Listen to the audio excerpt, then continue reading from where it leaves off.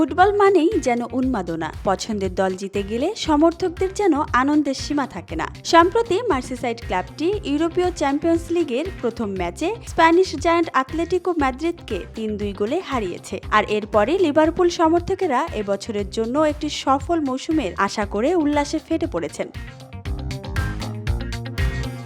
ফুটেজে দেখা যায় ম্যাচের আগে ঘরের মাঠ অ্যানফিল্ড স্টেডিয়ামের দিকে ভিড় করছেন সমর্থকেরা এবং দলীয় বাস পৌঁছালে তারা উল্লাসে ফেটে পড়েন। সমর্থকেরা প্রয়াত ফুটবলার দিয়াগো জোটার প্রতিও শ্রদ্ধা জানান।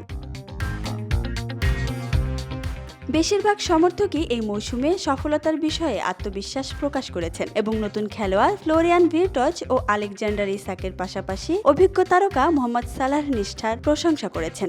একজন সমর্থক বলেন, আমাদের দল অসাধারণ, সামনে এগিয়ে যাওয়ার মতো সেরা দল। ইশরাক তো এক কথায় দুর্দান্ত। প্রিমিয়ার লিগে সে প্রমাণ করেছে যে সে গোল করতে পারে। আমি মনে করি ও অনেক বড় ভূমিকা রাখবে।